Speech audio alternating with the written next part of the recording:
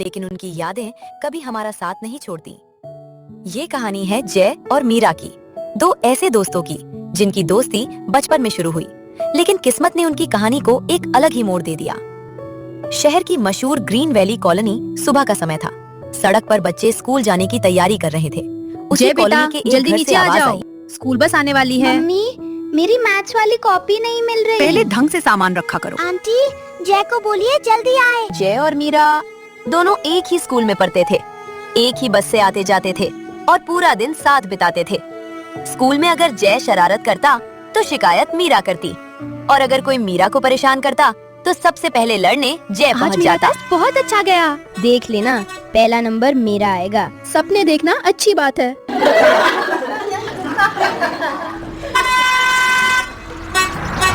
लेकिन इन दोनों की दोस्ती सिर्फ स्कूल तक सीमित नहीं थी। शाम को दोनों पार्क जाते, कभी क्रिकेट खेलते, कभी साइकिल रेस लगाते। एक दिन पार्क में एक छोटा बच्चा दौड़ता हुआ आया। दीदी, मेरी गेंद पेड़ में फंस गई है। मीरा तुरंत उठी और उसकी मदद करने लगी।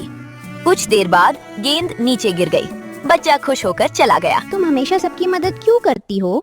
क्योंकि अच्छा लगता है, लेकिन मुझे किसी की मदद लेना पसंद नहीं। क्यों? पापा कहते हैं इंसान गरीब हो सकता है, लेकिन उसे किसी के सामने हाथ नहीं फैलाना चाहिए। मुझे अपना स्वाभिमान बहुत प्यारा है।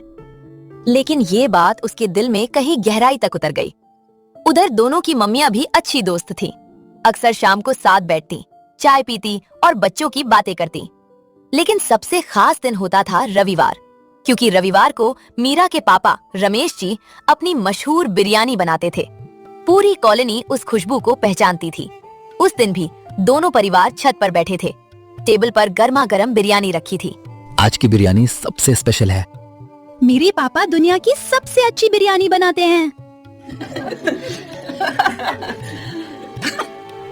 खाना सिर्फ पेट नहीं भरता बेटा, खाना लोगों को जोड़ता भी है। जब लोग साथ बैठकर खाना खाते हैं तो दिल भी करीब आ जाते हैं। अंकल, मैं बड़ा होकर आपकी तरह बिरयानी बनाऊंगा। नहीं बेटा, तुम मुझसे भी बड़े आदमी बनोगे। लेकिन किसी को नहीं पता था कि जिंदगी बहुत जल्द बदलने वाली है। कुछ महीनों बाद एक सुबह पूरी कॉलोनी में अफरा तफरी मच गई। लोग भागते हुए मीरा के घर जा रहे थे। जय भी अपनी माँ के पीछे दौड़ा। घर के अंदर मीरा रो रही थी, उसकी माँ रो रही थी, और सामने रमेश जी हमेशा के लिए आंखें बंद कर चुके थे। Heart attack. एक पल में सब खत्म हो गया।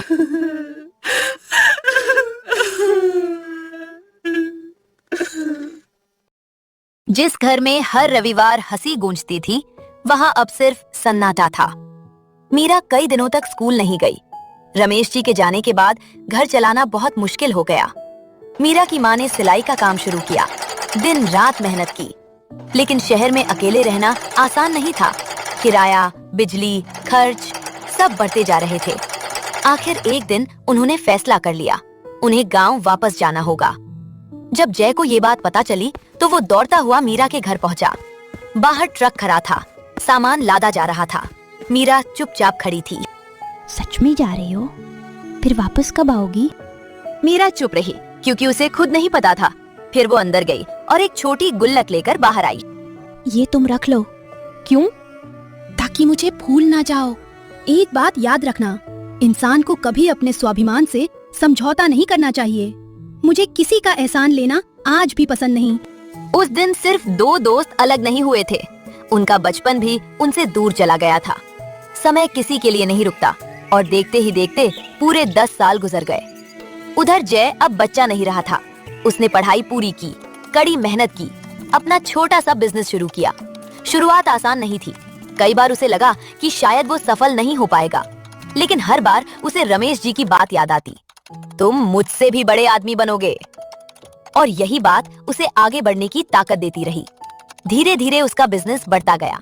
वो एक सफल और अमीर इंसान बन चुका था। उसके पास बड़ा घर था, महंगी गाड़ियां थीं, नाम था, पैसा था। लेकिन उसके दिल में एक खालीपन अब भी था, मीरा की याद। एक दिन वो अपने पुराने घर आया हुआ था। सफाई करते समय उसे एक पुराना डिब्बा मिला। उसने डिब्बा खोला, अंदर वही छोटी गुल्लक रखी थी जो मीरा ने जाते समय उसे दी थी। पता नहीं मीरा अब कैसी होगी, खुश होगी या नहीं। क्या उसने मुझे पूरी तरह भुला दिया होगा? अगली सुबह उसने फैसला कर लिया, वो मीरा को ढूंढेगा, चाहे उसे कितनी भी दूर क्यों ना जाना पड़े। जय नहीं चाहता था कि लोग उसे एक करोड़पति बिजनेसमैन के रूप में जाने। वो सिर्फ मीरा को ढूंढने आया था, बस। उसने गांव में लोगों से पूछताछ शुरू की। आखिरकार उसे पता चला कि मीरा और उसकी माँ गांव के किनारे एक छोटे से घर में रहती हैं। जय उसी दिशा में चल पड़ा। रास्ते में एक खेत पड़ता था। खेत में कई मजदूर काम कर रहे थे। तभी उसकी नजर एक लड़की पर पड़ी। धूप में झुककर काम करती हुई, हाथ मिट्टी से सने हुए, कपड़े पुराने, चेहरे पर थकान।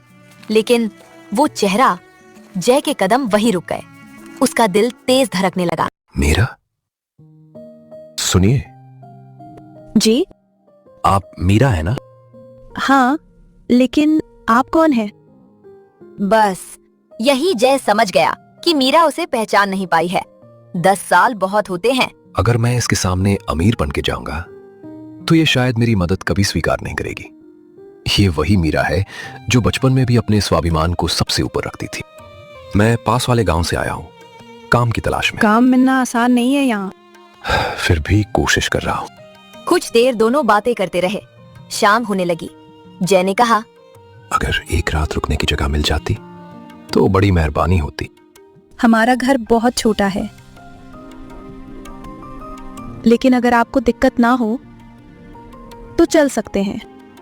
जय मुस्कुरा दिया। उसे पता था उसकी जिंदगी का सबसे महत्वपूर्ण सफर अब शुरू होने वाला है। कुछ देर बाद दोनों घर पहुंचे। घर छोटा था, दीवारों का प्लास्टर उखड़ा हुआ था, छत पर पुराने टीन लगे थे, लेकिन घर बेहद साफ था। यही हमारा घर है। जय ने चारों तरफ देखा। उसका दिल भर आया।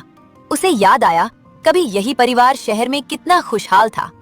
तभी अंदर से एक महिला बाहर आई। वे मीरा की माँ थी। बालों में सफेदी आ चुकी थी। चेहरे पर संघर्ष की लकीरें साफ दिखाई देती थी। कौन है बेटा? पास वाले गांव से आए हैं, काम ढूंढ रहे हैं। जब तक काम न मिले यही रह लो। गरीबी इंसान की जेब खाली कर सकती है, लेकिन हर बार उसका दिल नहीं। रात को तीनों साथ बैठे। रोटी और आलू की सब्जी थी। माँ बार बार कह रही थी, बेटा घर में ज्यादा कुछ नहीं है। माँ जी, इससे ज्यादा और क्या चाहिए? उस रात जय देर तक सो नहीं पाया। उसे बार बार रमेश जी याद आ रहे थे और तभी उसके मन में एक विचार आया। एक ऐसा विचार जो आने वाले समय में 3 लोगों की जिंदगी बदलने वाला था। अगली सुबह जब मीरा सब्जियां काट रही थी, जय उसके पास बैठ गया। अगर तुम्हें मौका मिले तो तुम क्या करना चाहोगी? मैं चाहती हूँ कि माँ को अब और मेहनत ना करनी पड़े। लेकिन मैं तो काम की बात कर रहा हूँ। पापा बहुत अच्छी बिरयानी बनाते थे। लोग दूर दूर से खाने आते थे। कभी कभी सोचती हूँ काश मैं भी वैसी बिरयानी बना पाती।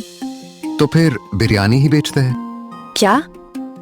बिरयानी का ठेला लगाते हैं। तुम सच में पागल हो।